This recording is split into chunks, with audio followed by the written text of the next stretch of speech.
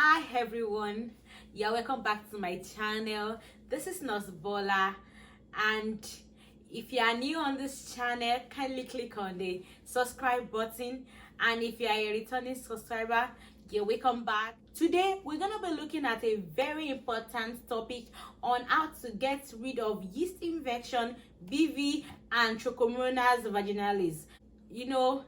This is a very important topic that people are very shy about.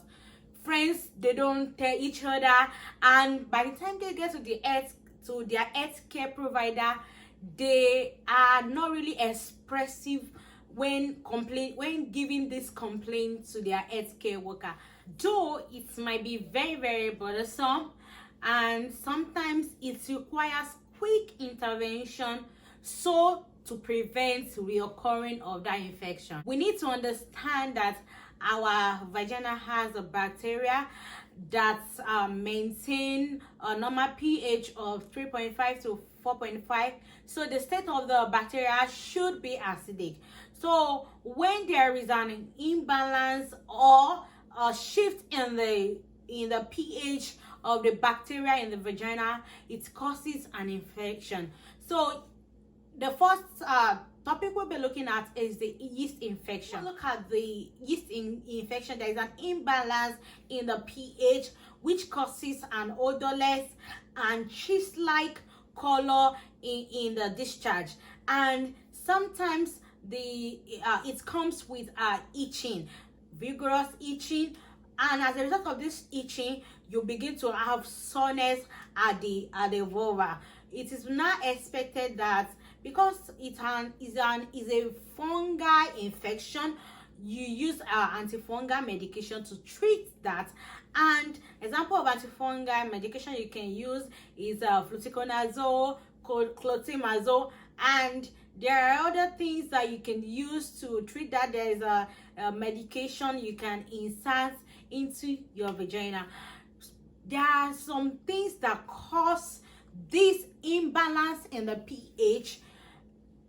If someone is using medication, antibiotics for an infection, like maybe you have a toothache or you have a particular infection and you are prescribed an antibiotics, instead of the antibiotics to kill the infection you were prescribed for, it will start killing the useful bacteria in the vagina. It will start reducing the useful bacteria in the vagina, causing an imbalance in the pH.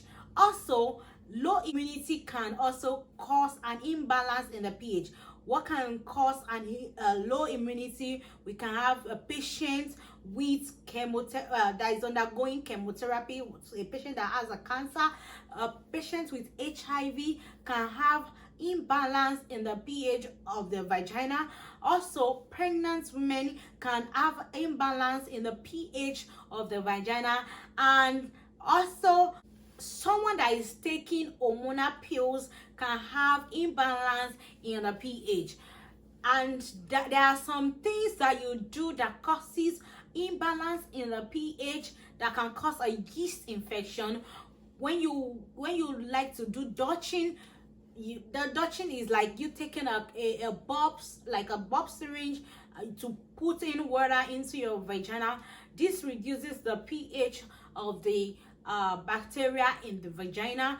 And also using scented soap, medicated soap to watch the V side, and also use of unprescribed antibiotics. Now we'll be looking at the next topic, which is BV, bacterial vaginosis.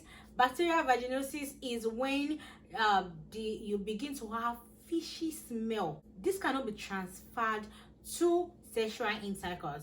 So when you have a discharge, it smells like fish, and the medication you can use for this is Metronidazole. The next one we'll be looking at is Trichomonas Vaginalis, when your discharge is yellowish or greenish in color, and it also causes a vigorous itching. You begin to itch your vulva area, And the medication you can use for this kind of infection is metronidazole. And also the partner needs to be treated because it's sexually transmitted.